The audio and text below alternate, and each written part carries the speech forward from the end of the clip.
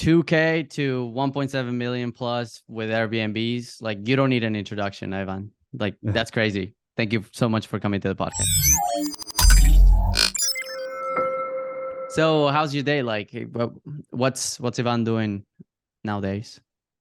So nowadays, well, this year, I've been traveling quite a bit actually, for work and for pleasure.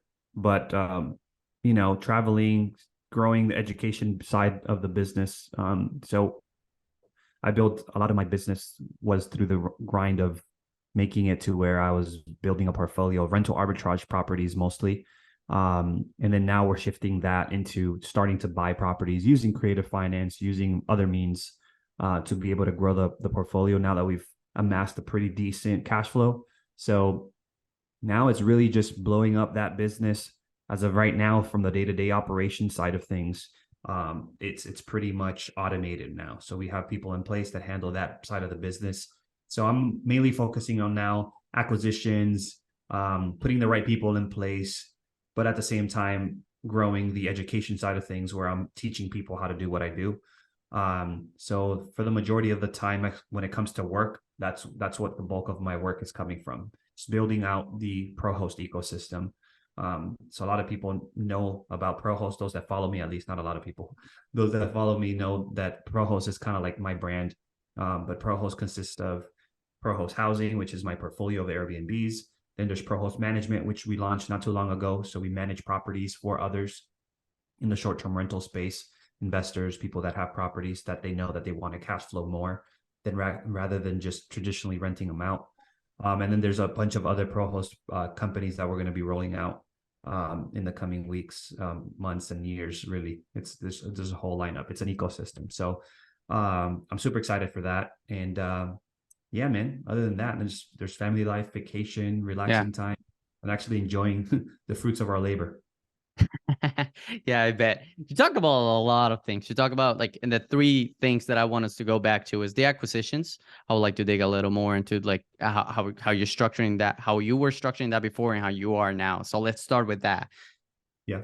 So, how I was doing it before, given that my strategy was rental arbitrage, meaning I was renting out properties first to then list them, I would basically contact, in my particular case, uh, apartment communities that had a high vacancy rate, meaning they were in distress in the sense that they needed people to rent the properties.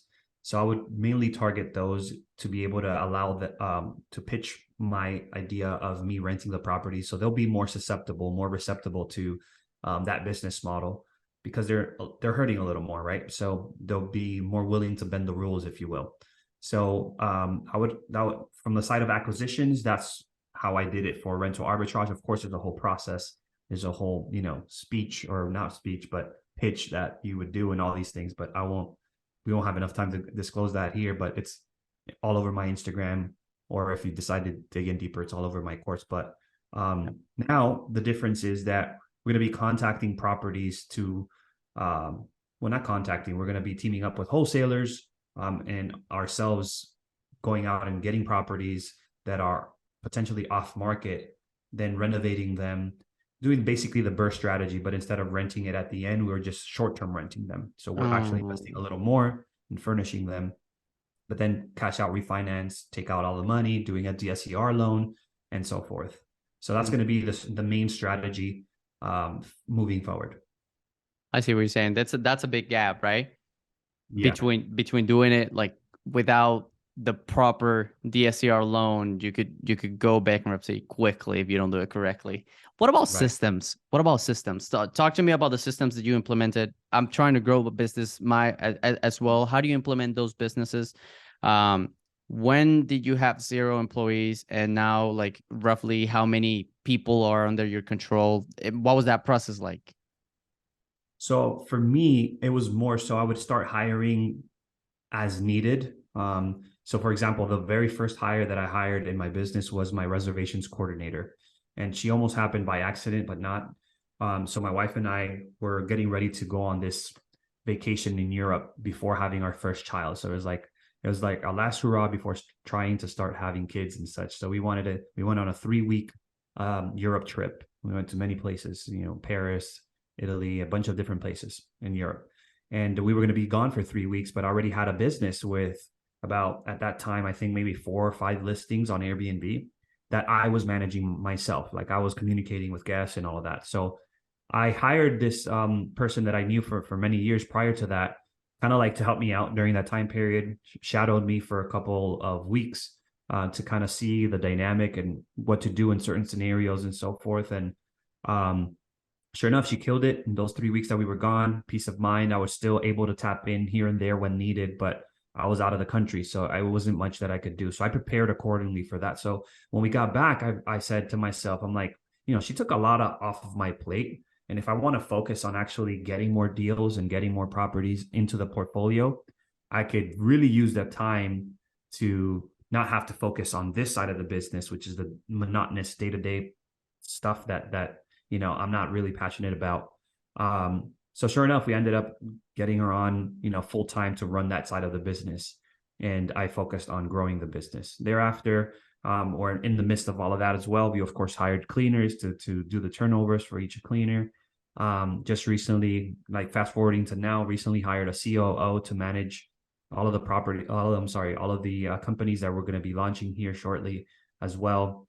So now I'm changing gears in hiring from the top down, meaning upper management, and then kind of using the structure that my friend Ryan Pineda uses of hiring from the top. And then from there, that person is in charge of hiring everyone else that's needed to run a smooth operation. So yeah, that's how we're doing it now. What about systems in regards to, well, we talk about people, now about in regards to software, how's that transition? Because you start with zero, you have no idea what you're getting yourself into until you get to your first software. I think that's the biggest trouble. Well, so for the side of the business that's like building the real estate portfolio with Airbnb and all of that, a lot of the things that we use are within Airbnb, with the exclusion of really seamless communications between the team, myself, reservations coordinator, cleaners, etc. For the time being, we are using just WhatsApp to communicate through there, because we were using other software that I don't want to like bash right now, but Okay. that didn't work out. So that's one of the businesses that we'll be launching here soon, is an all-inclusive communication, claims, submission, calendar updating software for short-term rentals. So it would be the one and only software that you would need aside from Airbnb, to seamlessly do everything that you need. Aside from that, we do use for all my content, which is kind of a business of its own as well. I have videographer, graphic designer, copywriter. We use mostly Trello for that. And I love Trello. I use Trello for other things as well. And that's really it, man. Nothing too CRMs. I have Course Creator 360, which is used to host my my course as well. And it's a CRM. It's by Go High Level. I'm not sure if you've heard of that, but it's pretty much a customized website / CRM, and it's just all in one. So super easy and user friendly. Other than that, as far as software, man, don't use much more than that. Gotcha. Are you in Ryan Spinetta media team? Are you part of that team? No. You got your own team. I see what you're saying. Yeah. So for that software that you said you were building, you're telling me that like the scheduling, the pumping the prices when there's a high demand and like lowering them. No, the pricing is gonna be that's separate. I don't use, there's Price Labs, there's Wheelhouse, there's a bunch of different pricing tools, out there that I currently don't use myself. I manually price all of my listings currently, but I am dabbling into pricing software to create a hybrid version of what I do as far as manually and what the system can do automatically. There's not a pricing tool right now out there that I could say it does everything for you, even though most people kind of rely on it. I don't fully trust it really yet, because you can't use all of the tools that are available through using a software like Beyond Pricing, Price Labs, Wheelhouse, or any of those. They're getting there, I think. But for example, Airbnb has a feature that you can create rule sets, and based on those rule sets, you can set certain prices based on length of stays and different options that are given to you. But that's within Airbnb. So if you have a tool like or software like Price Labs, that software can't adjust or create new rule sets within Airbnb. So you would have to do it manually either way. So what I'm getting to and where I'm arriving at is symbiotically having them merge together in some way where I'll have the pricing tool operating, but then there will still be some manual setups that would need to be set up in order to maximize my profitability and maintain my high occupancies and all of that. Okay. What states are you operating these Airbnbs? Currently, just Charlotte, North Carolina. North Carolina. Okay. And you could speak for North Carolina. Where do you see the market going? Like there's like the threats of banning Airbnb and short-term rentals in certain places. How's North Carolina doing? So for North Carolina, it's been pretty lax. We haven't. I jump on to the calls that normally Airbnb invites, like a sheriff or something like that. I think it's like every quarter or something, and I jump on those calls whenever I can or remember. And for the most part, there's doesn't seem to be in the near future, at least, any signs of it being banned here. I do think that with time, like anything else that's novel and new, it just becomes regulations start to be more laxed and be able to adjust to the opposition or the contrary, right? So we've seen it in history throughout, everything. I mean, anytime something new is brought up in society, obviously there's that tension in the beginning, but with time it starts to become more welcome as long as everyone else is in accordance with it, and as long, of course, as there's regulations and things that are in place to make sure that it doesn't get out of hand. But as for Airbnb, I think that more and more people are working from home, meaning more and more people are going to be more prone to not have necessarily a home that they'll stay in all the time. A lot of people are traveling because they work remotely. They'll spend 3 months in one place and then fly to a different country or state and spend another 3 months and so on and so forth, especially the single folks. But there's full-blown families that are doing that. And I can predict that with time, that's going to become more normal, where people are just going to be on the go all the time versus just having a fixed place and be able to, enjoy the world in its totality versus just staying in one place. Because that's the reality of it, man. We tend to stay in one place because our money is tied to that place Yeah. for the most part. If our jobs are no longer tying us down to a single location, then the world is our oyster. Like we could basically go anywhere and just work. And I think that's what's happening slowly but surely. Yeah. Every time I know more people that have different properties, right? Especially like I know people that are writing off their properties as a single home and then using it as a rental for Airbnb, Right. not having to pay their mortgage, but as a second home, it's completely a write-off. What do you Right. think now for the big trends on the data? What is the data, especially that you're in this business, you do it 24/7. What do you see coming up for Airbnb, for short-term rentals? What are you preparing yourself for in the future? I think right now there's going to be a huge correction in real estate. I think I've heard it from the biggest of them all, that there's going to be some sort of correction when it comes to pricing. Of course, interest rates are pretty crazy right now. I think that in preparation for that, what we're doing is continuing to build our portfolio to continue to grow our cash on hand, and then also building relationships for when the time comes to be able to come together and really buy some, top quality assets that are going to be available for the taking. Um, as far and on that front, on real estate as a whole. So I think that there's going to be a correction, and it's just going to be a matter of time before, those who have been in preparation for that time will be able to execute and pull the trigger. And then of course, there's going to be people who are going to be losing their shirt that they won't be prepared, and their properties are going to be for the taking as well. So yeah, I think exciting times are on the way. It's just about being patient, frugal, and continuing to grind hard to make sure that the bag is full enough to be able to deploy when the time comes.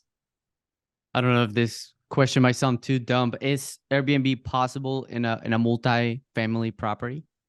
Yes, it's possible, 100%. Most of our properties are actually in a multifamily, so most of our listings are in apartment communities. Oh, So Okay, Yeah. like So condominiums. yeah, you could say condominiums, but not really. So think about like an apartment community where there's 200 plus apartments, right? That they have an amenities, they have the gyms, they have pools, and so forth. That's where we're in. Okay, you could offer all those services into your Airbnb. Right. I see what you're saying. Airbnb could be done anywhere. Um, there's people who have done Airbnb with their Tesla in the garage. So as long as someone can sleep there, it could probably be an Airbnb. Don't you think that's a problem with the way that uh, the ecosystem eventually are gonna find those flaws into what Airbnb is becoming? Because there's really Airbnb is the biggest market shareholder. Right. But I mean, there's still big players. I don't think there's a problem because at the end of the day, the way that Airbnb was founded was solving a problem about, someone that maybe doesn't have a ton of money that needs excuse me, that needs a place to stay for the night or whatnot. And that's how it was born, right? Brian Chesky and Joe Gebbia, they had an air mattress in their room. They're the founders, right? And not in their room, in their apartment. And they blew up an air mattress, and that's where the air came about. And B&B for bed and breakfast. They rented out that air mattress in the living room because there was some sort of like conference or concert or something like that taking place where they were at. And someone just needed a place to sleep. If you have a Tesla that someone can sleep, because Teslas, they have like this bed thing that when you put the seats down, you can get one of these like mattresses that I think blow up or whatever. Yeah. And they can sleep in there technically. So you can turn that into an Airbnb. You can turn your couch into an Airbnb. It really doesn't matter. Because that's how it was founded. Everything else and after that is doable. How did you come up with it? How do you get into Airbnb? Who first knocked on the door and said and got you interested into short-term rentals? I think that I just was stumbling or, browsing the internet, maybe YouTube or something like that. And that's where it first came to mind. Well, no, I take that back. The first time that it came to mind was when we actually rented an Airbnb for the first time, my wife and I, to go to Tampa. We were living in Miami. We were going to Tampa. And then, like most people, once they get to that property and their first time on an Airbnb, is like, man, I wonder what it takes to, operate this. Like, obviously, they're making money. If not, they wouldn't, be doing this. Right. I wonder what it will take. So that's when I guess the seed was planted. Then with time, curiosity struck and things started to come up more regarding Airbnb. And then sure enough, come 2018, we were getting ready to move to Charlotte, North Carolina from Miami. And then I said, when we move, I want to give this Airbnb thing a try. But obviously, I don't have money to go out and buy a property. You needed your own money, like most people, to get Airbnbs or to get a property rather. So there has to be some other ways that maybe I can get my foot in the door. And sure enough, I stumbled upon the process of doing rental arbitrage and renting the properties instead. And obviously cost me a lot less to do that. And then in 2019, we got that property, or actually late 2018, we got the property here in Charlotte, North Carolina, 1-bedroom apartment. We used a lot of our own furniture that we had from moving from Miami. So we kept a lot of our own stuff there, plus an additional like $2,000, which is where the $2,000 come from. And then we finished it, got it all furnished, ready to go, and published it. And then that same day we got a booking. And that's where it was like, the rest is history. I see what you're saying. That same year, 2019, we got one listing every single month. So 12 listings that year. That's pretty good. That's a good number. When you were furnishing those properties, I feel like furnishing is a big deal for a lot of people. Tips, tricks, tell me. As a matter of fact, it's crazy you say that because we just got a new unit that I'm getting ready to buy for. So I have like Amazon tab open, Walmart tab open, IKEA. So I'm actually literally in the process of I'm documenting it, all of it, and going to make a post about it. But to give you kind of like a trailer, a snippet of it is I already created within Amazon like basically a list of the things that are needed for an Airbnb. So for me, it's super easy because of prior experiences. Just go in there and start adding to cart everything. Then once I have everything on Amazon, I go open a Walmart tab, and then I start cherry picking different items that potentially I see would probably become less expensive in Walmart or maybe better quality or whatever.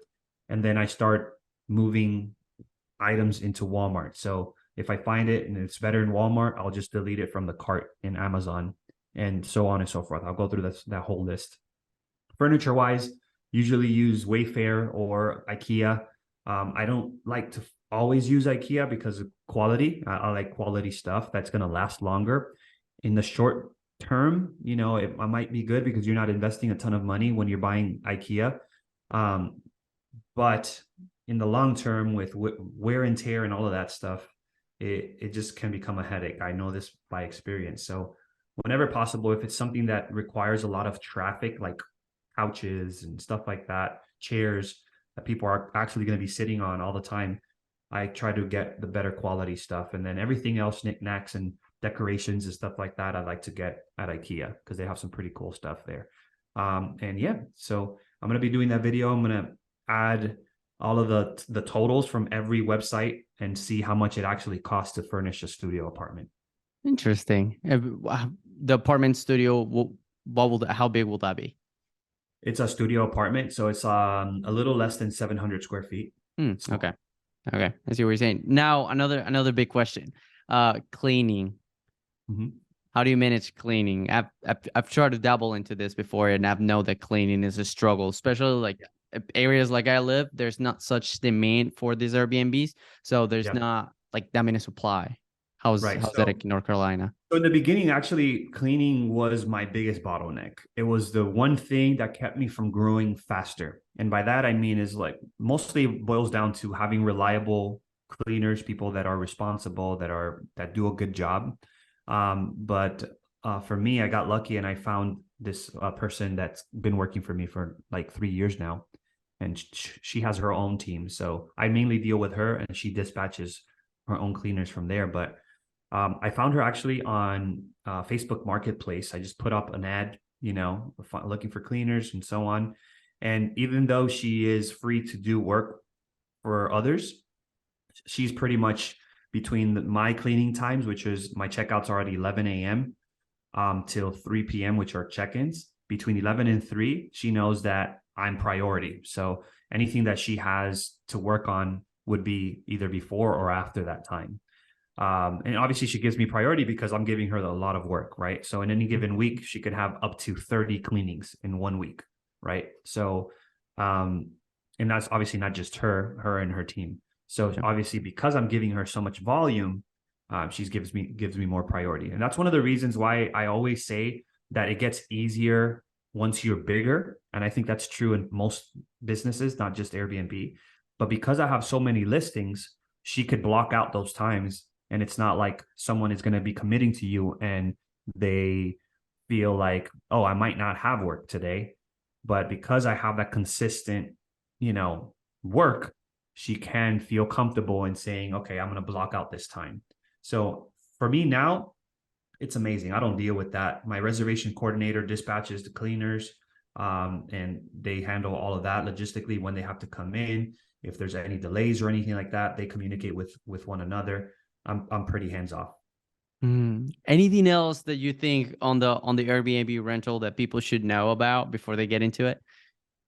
Yeah, I would say the biggest trend that we've been coaching on in my coaching program is that a lot of people have the misconception or go into doing Airbnb with keeping in mind the property first, meaning, okay, what kind of property should I get? If it's a single family home, when they think about furnishing it, they think in general, what kind of furniture and such. And one of the biggest misconceptions, I think, is that people don't think about the actual guest that's going to be staying there, right? So if you're going to be hosting families, what is your ideal family that you would want to host? Would it be, a younger couple that has maybe small kids? Or is it just, retirees? Or, like really think about those things, because at that point, once you identify who your ideal guest is, based upon the market that you're deciding to go into, then everything else becomes way easier, right? So for example, in my case, I cater more towards working travelers and travel nurses. So I know that whenever I'm furnishing a property, I need to keep them in mind, meaning in my apartments, I have a small workstation so that they can put their laptop and, it's by the window and they can have a glass of or a cup of coffee or whatnot, right? So in the balcony as well, I'll have like a two-seater little outdoor space where they can enjoy a cup of coffee before going to work. And then I'll have certain amenities like Netflix and Amazon Prime so that when they come back from work, they can unwind a little bit, have a glass of wine, and enjoy the rest of their night, right? So I could, for example, add, say, a jacuzzi somewhere in the apartment. And even though it's a nice amenity, a working traveler may not use it because, for the most part, for example, travel nurses, they might find the time to do that, like be able to unwind in that. But the reality is that after they're done working a 12, 13, 14-hour shift, what they probably want to do is eat and go to sleep, get some rest, right? Right. So keeping in mind the individual that's actually going to be staying in the property makes everything so much easier. I see what you're saying. So like planning ahead of time, like not just getting to the property and then thinking who your tenant's going to be before you actually do your due diligence.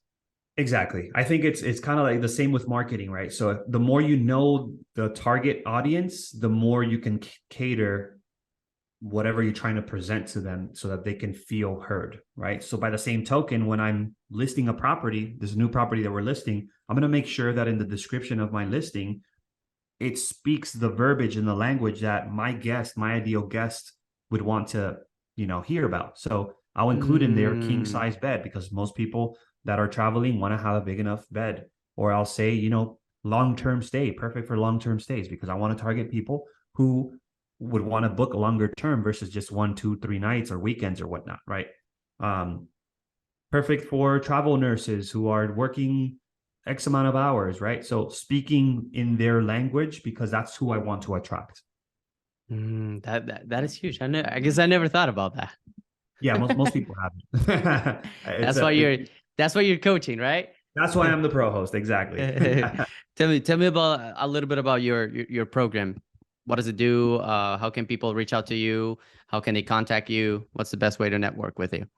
Yeah, so the best way to reach me is going to be Instagram, just like how you did. My coaching program, Pro Host Coaching, is under the Wealthy umbrella, which is the wealthy way through Ryan Pineda. It's under Wealthy Investor. So under Wealthy Investor, there's all things real estate, right? I'm in the branch of short-term rentals. So in there, that program includes 2 calls per week, Mondays and Wednesdays usually, that we spend an hour or two on there talking about the different topics in chronological order that helps someone start their Airbnb business journey from scratch with zero money, meaning you could become a co-host, to the eventual process of getting to where I'm at, which I call phase 3 of Pro Host, which is buying properties and self-managing them. So I created within the curriculum in three main pillars, right? So phase 1 is to co-host, meaning you go out there and you present yourself as a service provider to manage properties for other people who have the properties. So you have really no skin in the game as far as investment goes, no money. You don't have to invest in furniture or anything like that. You're just providing a service. So say you have a property, I come to you and tell you, hey, would you be interested in furnishing your property? And then I run it on Airbnb to get short-term rental guests on your property, and you'll make 3-4x what you normally make if you rent it out traditionally. So that's one route, zero money. Phase 2, at that point, because you're only making in phase 1 as a co-host, you're only making 10 to 30% of what the revenue is. And if you want to increase or grow your business, you can get obviously more of those, or you can start doing rental arbitrage where you'll make a bigger spread, usually depending upon how you run your business.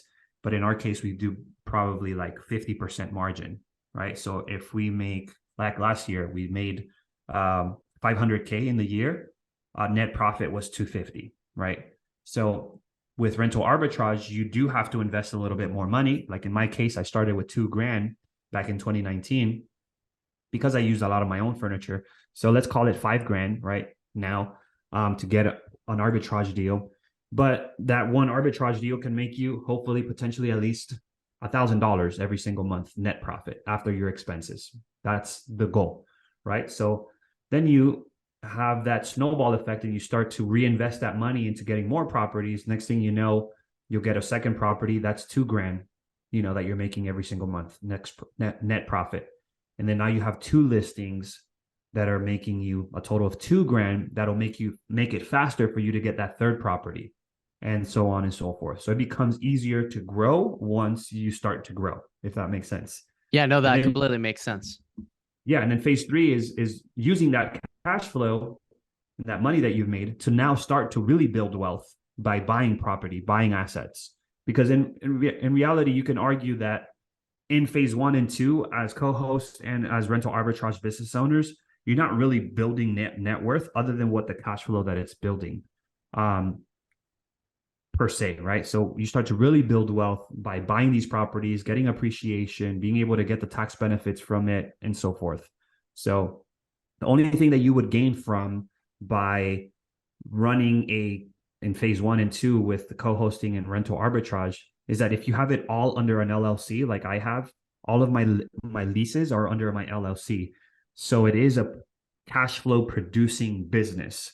And because it's a cash flow producing business and it's all under one entity, I can technically sell that business and it would be on multiple of what that business is generating on a yearly basis. So it's still an asset, but there's no real tax benefits which would come along when you start to buy the properties and really start to increase your net worth, because you could still make the same cash flow, but now owning the property. So that's the idea. Phase 1, 2, and 3. And then eventually you just continue to go from there.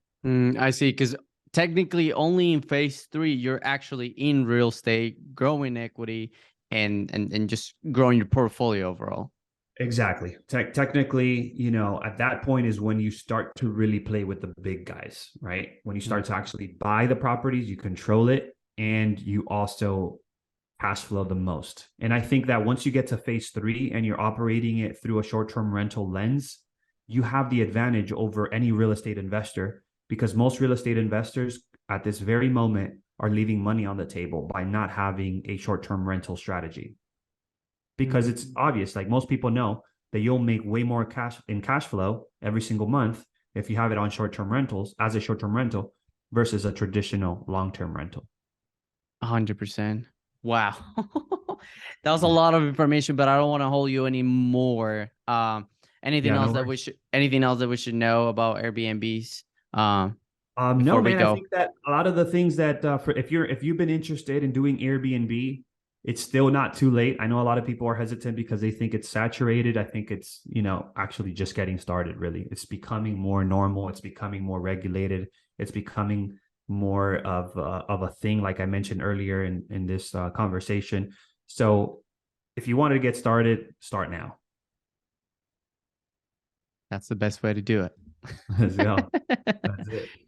If you made it this far in the video and you want to get short-term rentals, follow Ivan on all social media. And, I don't think there's better way to do it than just actually try to talk to the people that is actually doing it and being successful with it. I know a lot of people are trying to do it and try to sell courses, but are not making money with it. So just my 2 cents out there. Thank you for watching this video, and I'll see you guys on the next one. See you at the top. Let's go.